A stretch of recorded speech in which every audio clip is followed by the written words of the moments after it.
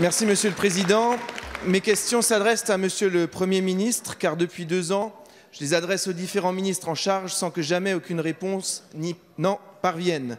Dans la nuit de vendredi à samedi, vos non-choix conduiront à l'arrêt définitif du premier réacteur de la centrale nucléaire de Fessenheim. Cet événement démontre l'absence de cohérence de votre stratégie énergétique. Face caméra, vous prônez la décarbonation de notre système énergétique. Mais candidat au Havre, vous préférez maintenir la durée de vie de votre centrale à charbon jusqu'en 2021 et vous prolongez celle de Cordemais jusqu'en 2026. Face caméra, vous annoncez un contrat de territoire. En réalité, vous n'inscrivez que des annonces qui ne vous engagent en rien et faites payer aux collectivités et aux territoires son abandon par l'État. Face caméra, vous annoncez régler tous les problèmes fiscaux des collectivités. Mais depuis 2 ans, vous refusez de réformer le FNGIR et faites peser sur la communauté de communes l'obligation de continuer à contribuer à la solidarité nationale pour 3 millions d'euros par an, dont elle aura perdu la recette fiscale. Face caméra, vous annoncez que le système énergétique permettra d'assurer la sécurité d'approvisionnement de l'Alsace.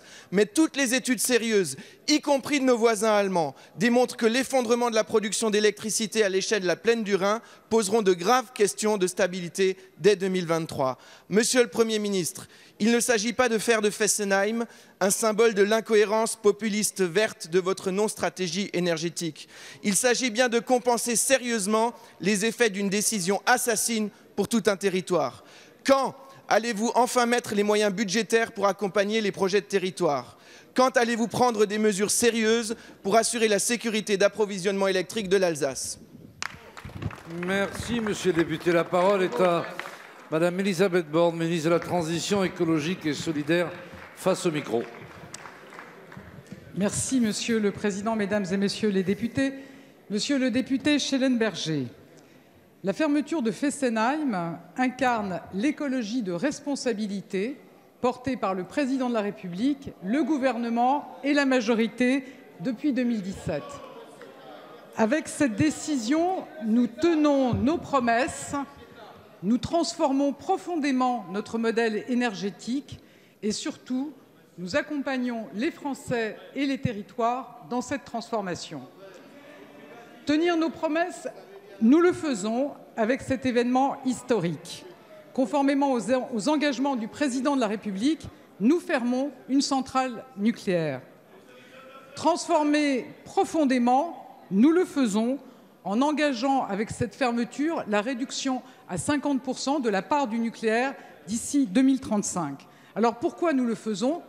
Parce qu'on ne peut pas dépendre d'une seule et unique technologie. Et dans le même temps, nous développons massivement les énergies renouvelables avec une multiplication par 2 de l'éolien et par 5 du photovoltaïque d'ici 10 ans. Accompagner les Français et les territoires dans cette transition, nous le faisons. Depuis le début du quinquennat, le gouvernement est pleinement mobilisé aux côtés des acteurs locaux. Sébastien Lecornu puis Emmanuel Wargon se sont rendus à de nombreuses reprises à Fessenheim. Mon prédécesseur a signé le 1er février 2019 un contrat de territoire qui prévoit 700 millions d'euros d'investissement au profit du territoire.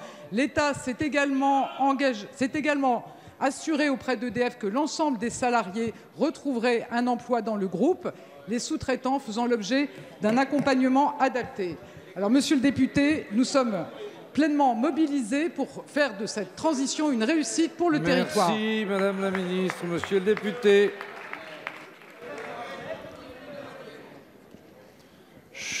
Vous avez la parole, cher collègue. Vos choix, Madame la Ministre, c'est simplement de compenser la fermeture de Fessenheim par la prolongation de l'ouverture des centrales à charbon. 0 effet sur le climat, bien au contraire. Et sur le territoire, on est bien loin des 700 millions d'euros. Avec 10 petits millions d'euros, ce n'est pas le début du commencement d'une infrastructure.